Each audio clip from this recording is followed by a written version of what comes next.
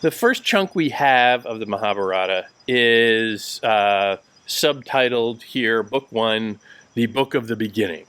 All the subtitles and stuff like that are really don't rely on them too explicitly, or don't feel like they're any great reference point, because they change from editor to editor.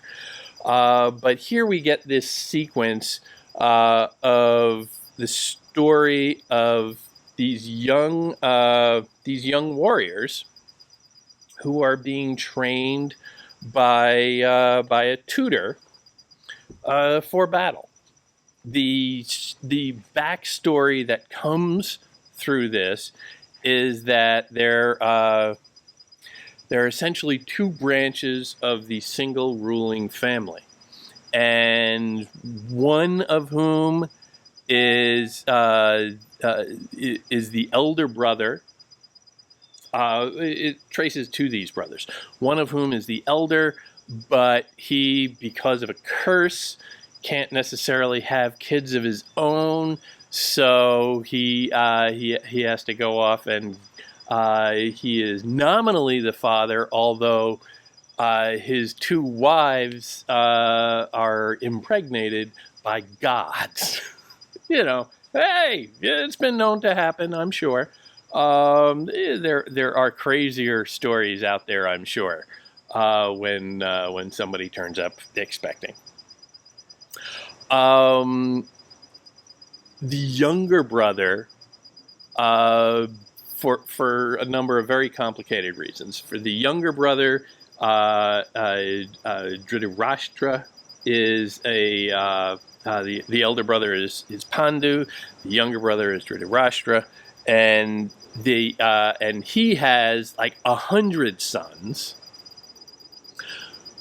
but Dhritarashtra is blind, and he is considered thus not up to it. Because he is blind, he is considered imperfect, and so cannot sit on the throne. And now, at the dawn of this story, we have the younger generation growing up, and here we see them being trained at the palace for war, for how to fight, but in a larger sense also how to comport themselves. Being schooled formally in the ways of thinking necessary for rulers. The whole idea of dharma, which can be roughly translated here, incompletely translated here, as duty. What do you do in a given situation? And they're always trying to comport with dharma, their sense of duty. And so here they're being raised up, and you get this. You get these scenes of the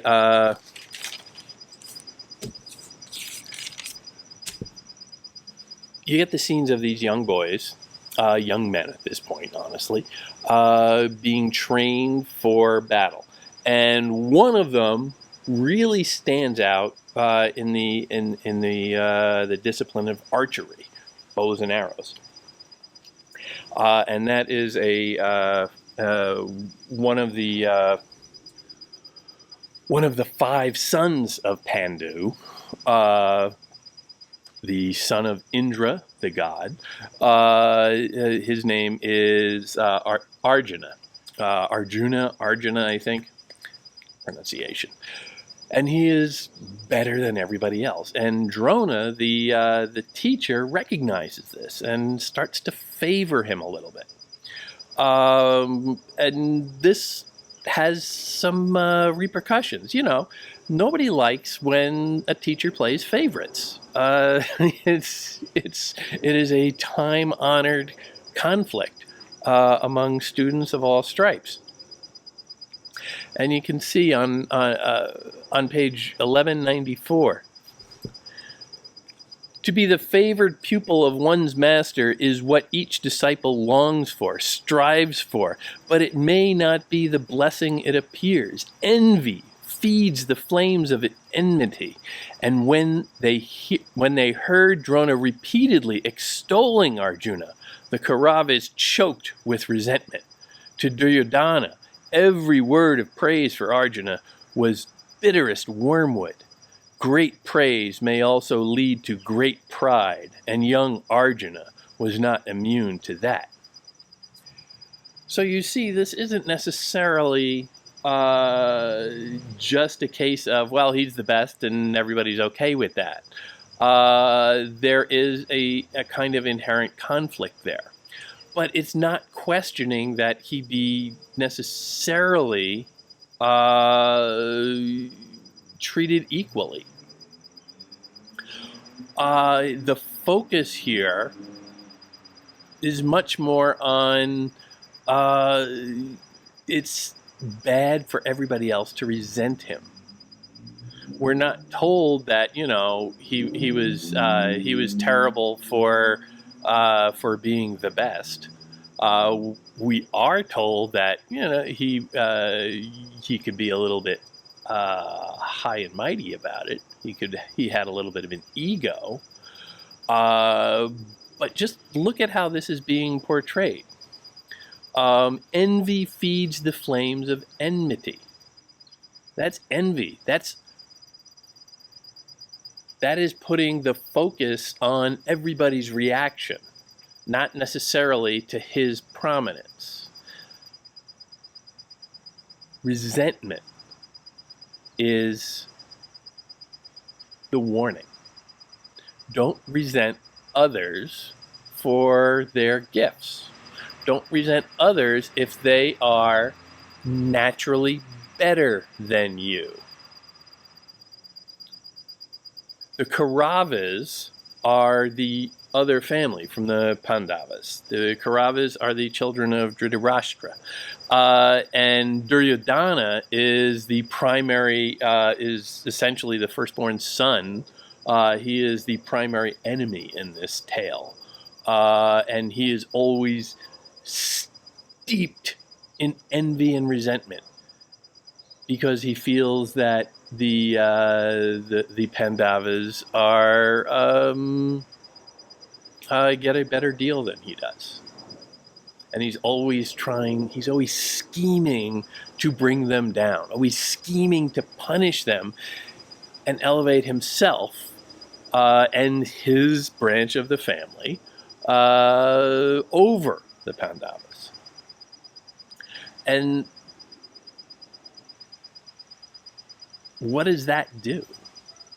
What does that characterization do to our understanding of this family dynamic? It sets up a fairly easy portrait of Duryodhana is bad. He's resentful. He covets his neighbor's wife, to borrow from another tradition. But even before that, why does Cain kill Abel? He resents his brother's favorable status. So that little detail, a little tiny detail within this much larger story, I think is instructive. It tells you in a little whisper what maybe the story is about as a whole.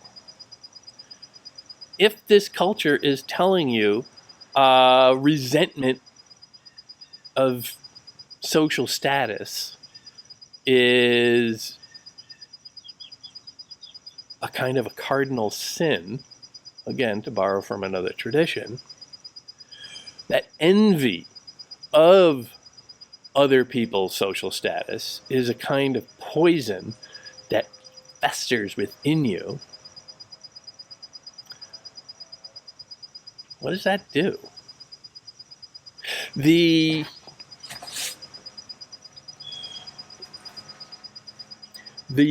specific and unique character of, well, not entirely unique, but the character of Indian tradition in social hierarchy is instructive here. The society was, and to a large degree still is, highly stratified. Very famously, they have the five levels of society, and there's very little movement between there. In America, we always say more than we practice, but we say that it's the land of opportunity, and you can you can have social mobility. Go from you can be born poor, but you can achieve great status in a free society. Maybe. It is less so here. Here, you see this embedded culture where the five hierarchical levels are just there, and they are inviolable to a degree. At the top would be the Brahmins, which are the spiritual leaders, the religious types, the priests, if you will. Underneath that would be the warriors. Underneath that, I believe, comes shopkeepers and artisans and tradespeople. Underneath that would be just common working folk, the working class, as we would know them. And then underneath that would be the so-called untouchables, which would be essentially like the homeless population of the modern era. And this fact of the society is always in the stories, because here you get this little story of how all the other princes, they're all members of the aristocracy out there, all the other princes are kind of resentful and jealous of Arjuna and his prominence for the natural gifts that he has. He is a great archer, and as with all athletic skills, some people are just better than others. I would really like to, play center for the LA Lakers, but there's another guy in that spot who's generally better than I am. I can't really complain about that. I'm not going to lose a lot of sleep resenting him for it. He seems like a very nice man. This is just reality. And so in this very objective field of he's better at shooting arrows than everybody else, we're meant to just accept that. And here the story is telling you that resenting that is poison. So resenting status is poison. Resenting prominence, resenting social advantages is poison. In just that one little point. Now the whole story, the whole passage goes into different aspects of that, different shadings of that question, as if it's bringing that issue of accepting your lot in life, and everybody has their place and shouldn't challenge that. The poem works out a number of different problems. Towards the end of this segment, where they're training, we have on page 1197, we have this figure come essentially from out of the woods. Just living out in the middle of nowhere, and he comes in and he says, Drona, can you train me too? I'm pretty good with a bow and arrow. I would really like a chance. Give me a shot, Put me in, coach. I'm ready to play.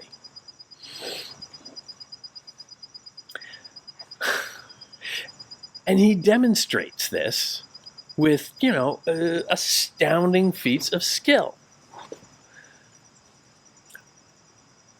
how does he do that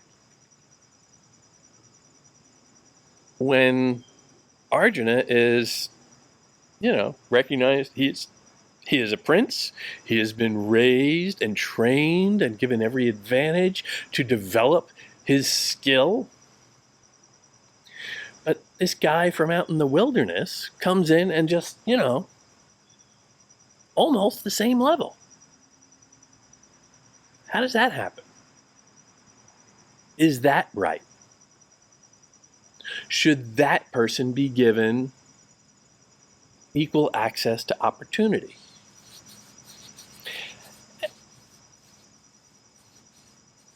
And what you get is this very visceral exchange. He is absolutely dedicated to Drona, who in this case is, the teacher, but he is the authority. And so he demonstrates great fealty to and loyalty to Drona and says, I'll do anything you want. You just give me the opportunity. I'll do anything. And Drona says, okay.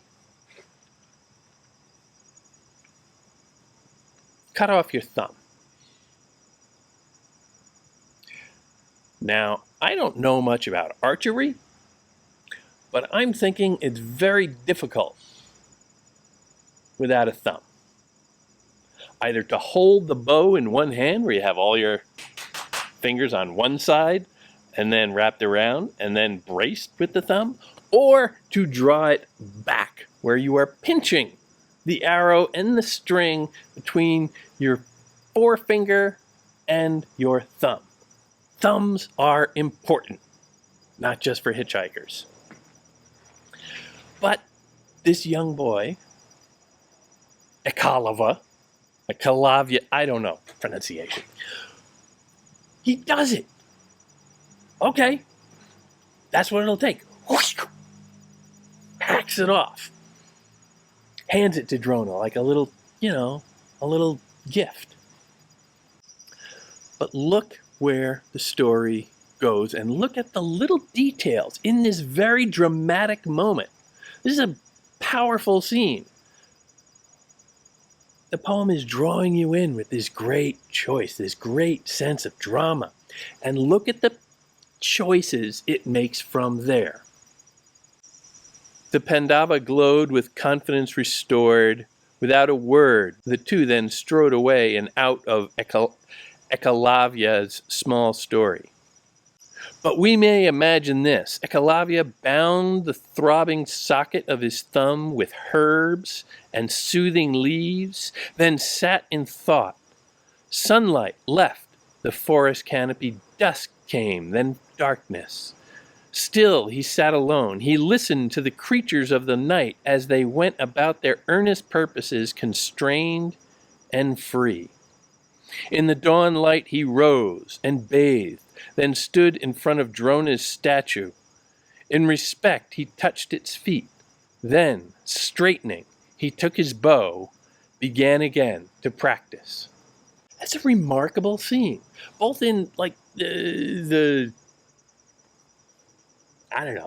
drama of it, the way he just, okay, I cut off my thumb. He doesn't bear any ill will towards Drona. He doesn't bemoan it.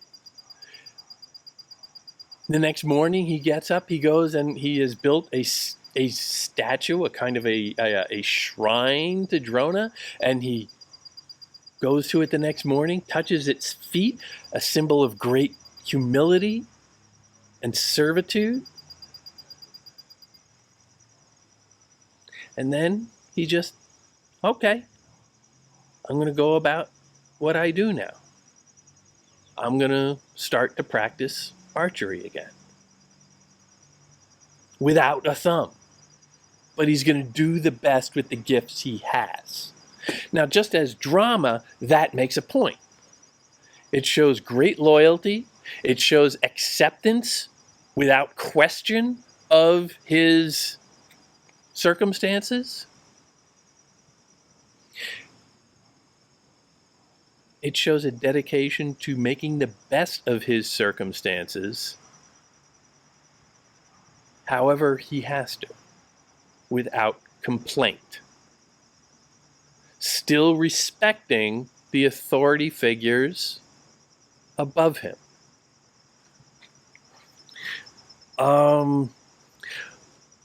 But even within that, look at the details that are painted at that moment. The natural properties of these organic materials are brought to bear. This boy, young man, goes to nature for healing. Now remember, he lives in the woods. He lives in nature, as opposed to Arjuna, who lives in a palace. He is a child of nature. And that image of him just sitting there in repose, almost a kind of meditative, prayerful state, as what happens? What are we told? Well, the sun moves its way across the sky, passes down below the horizon, bringing on night. He listened to the creatures of the night, listened to the wild animals of nature, as he went about their earnest purposes, constrained and free. Constrained and free is an interesting little combination there. If you are constrained, are you free? If you are free, how could you be constrained? But that sense of duality, of contradiction, is all over this work. He is, this boy, free in nature. He can do as he wants. But it is his nature to stay where he is. Arjuna and Drona don't kill this guy and say, we don't want you to challenge the supremacy. They just say, stay here. Don't try to break out of your natural place. He is a creature of nature, this boy. Everybody has their nature. It is natural for him to be exactly where he is, doing what he does there. Don't try to break out of your natural constraints. You are free within the constraints of society as ordained by nature. When there is a tournament to showcase all of the great talents, we get how glorious the arena was, far bigger than anything ever seen, even in dreams. Oval-shaped and lined with ranks of seats, steeply banked, rising tier on tier and shaded from the sun by colored awnings. That's a glorious little piece of infrastructure right there. When you're told that, you say, wow, they must have a really nice arena.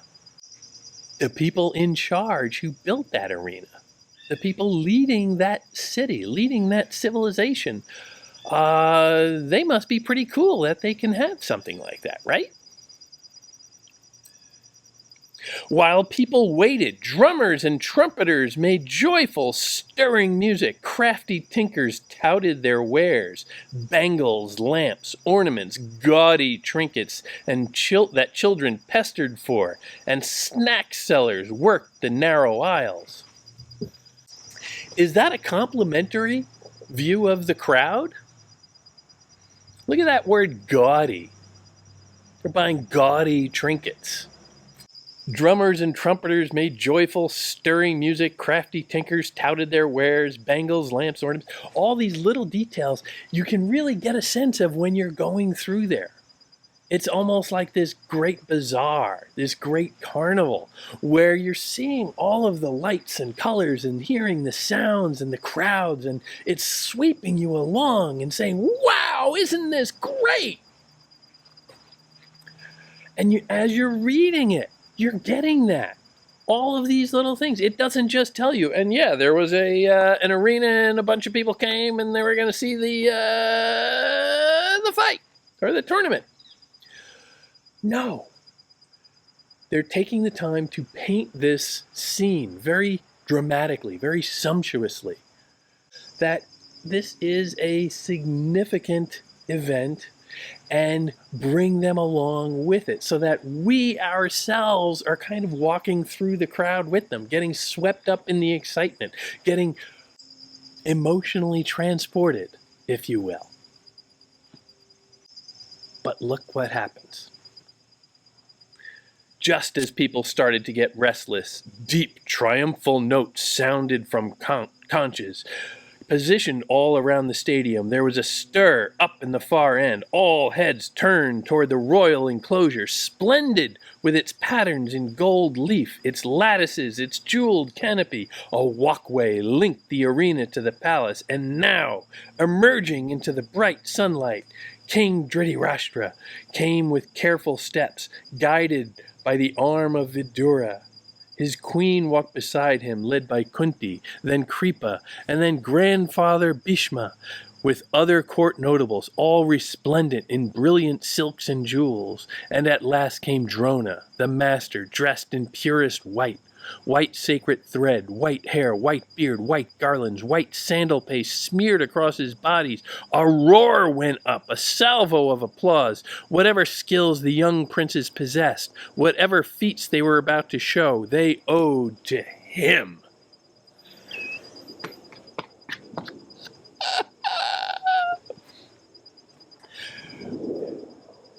These aren't just, the first family walking in to observe the proceedings. This is like a visitation from the gods, striding into the arena. And everybody's going, wow. When you're caught up with all the, when you're in the crowd and you're feeling all the excitement and, you're getting bostled around by everybody and, you're kind of in there, and then all of a sudden everybody turns and goes, whoa. That is impressive.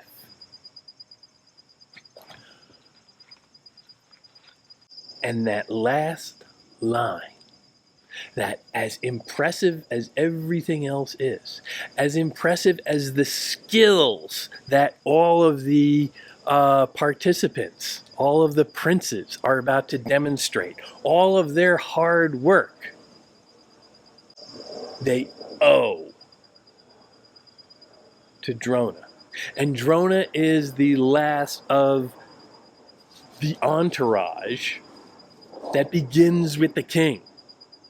So in a sense, when we are told that everybody owes everything, whatever feats they were about to show, whatever skills they have, they owe to Drona. They owe to Drona as a member of that ruling class that we just had the little widescreen introduction to. They owe to the authority. Whatever individual skills you have because of them. Whatever talents you might have, you have because of them. The established authority in this culture determines everything. And you cannot break out of it. As great as their individual skills may be, they are still subservient to the authority itself. And that one little line tells you that. And think about the sweep, the majesty, the grandeur of that passage, where we as readers go from being sort of jostled around with the crowd to being just our breath taken away by the entrance of the royal family. We are made to be swept up in that. But you have to question, is that the point?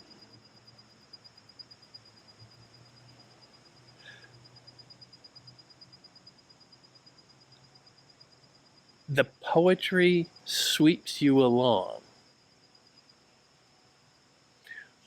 but does it want you to be swept along? So much of this, and here we're going to get into, some philosophical issues. So much of this poem and so much of the poetry of the ancient era warns against being swept along, warns against being subject to those kinds of passions. Passions are almost always cast as negative. Again, that's very different than modern American culture where, we're all for enthusiasm and excitement.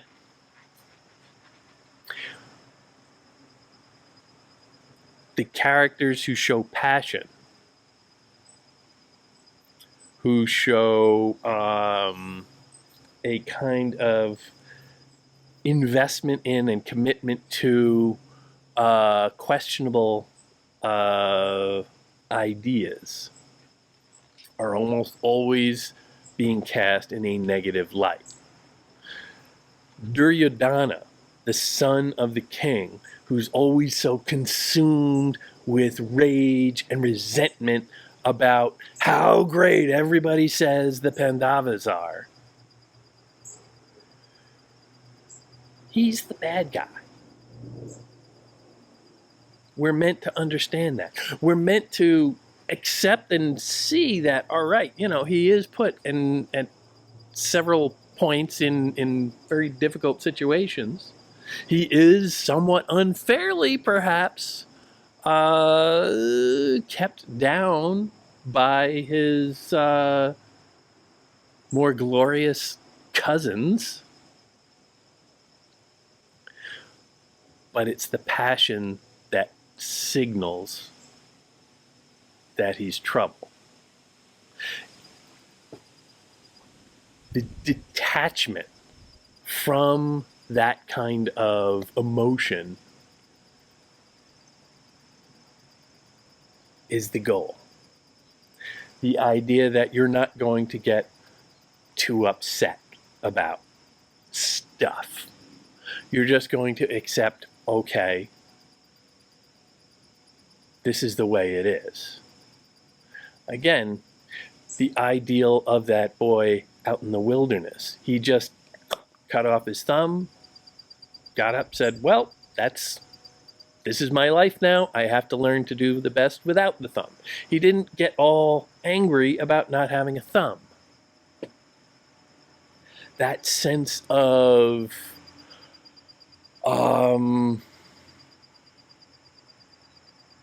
emotional self-sufficiency, that sense of reason, that sense of perspective is all through the philosophy and literature of the ancient era in general, but particularly in I would say,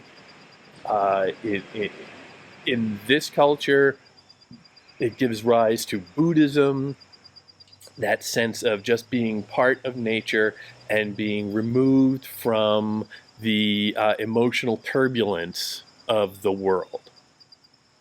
Don't have attachments.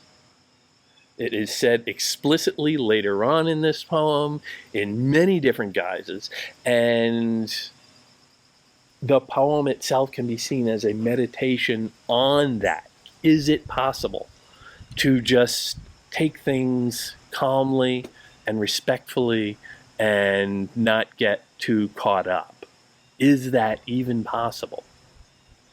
The problems with that, the conflicts with that is at the heart of this poem.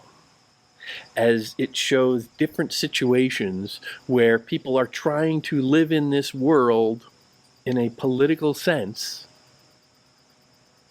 but also aspire to higher ideals. How does one do that? How does one live by a moral code in a world where it's confusing what morality even is? The idea of dharma, again, roughly translated here as duty. How should one act in accordance with a kind of ideal, divinely ordained code? These issues are debated again and again and again throughout this poem, and it's all because it is absolutely human. How do we act? How are we supposed to comport ourselves in this world? Can we honestly be expected to always just take what's given to us and not strive for more? Can we realistically just say, well, yeah, that guy's the favorite. It's not me, but I'm okay with that. Anybody who's been through elementary school knows that, you're not supposed to feel that way. But it's impossible not to. So by going through this poem, by reading this poem attentively to all these little hints about how you should act, understand that it is prompting debate. There is no real one way to interpret any of this stuff. There are too many different sides to it that sometimes gets lost in the shortened version that we have this. But the poem as a whole approaches all of these questions with, an admirable honesty in saying that there are many different avenues, many different interpretations, and meditating on them, at least, can help. The idea of understanding that, okay, there are lots of different conflicts. There are different perspectives sometimes. What is right, what is wrong? Well, different perspectives on what is right and what is wrong. It's very easy when you know, or when you see something that you feel is wrong, it's very easy to get swept up in the emotion of that and the conviction that, no, this is wrong. But if you have the experience of breaking that down and saying, well, no, it's not always that simple. There are other ideas. There are other perspectives. There are problems inherent in this.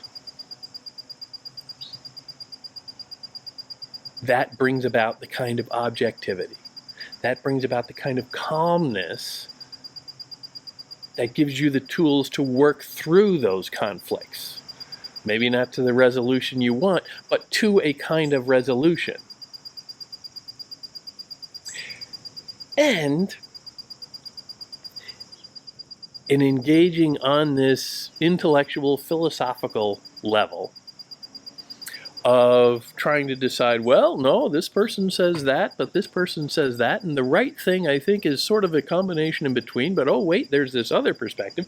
And by tying yourself in knots with all of that, the one thing you're not doing when you're thinking about all this is reacting emotionally, is reacting suddenly, reacting violently even, against stuff that in other circumstances, you would be flying off the handle about, screaming and crying and, raising from the rooftops. But here again, the text is encouraging people to think their way through things and accept that certain things are more complicated than they first live. And as long as you don't get caught up in resentment, then you can find a way through. Then you can learn to coexist with a certain unknowability in the universe instead of just railing against it. Because realistically, you're not going to get a whole lot of answers about, what is the meaning of life? Or how is this right and how is this wrong? And damn it, why don't I have a Ferrari when that guy has one?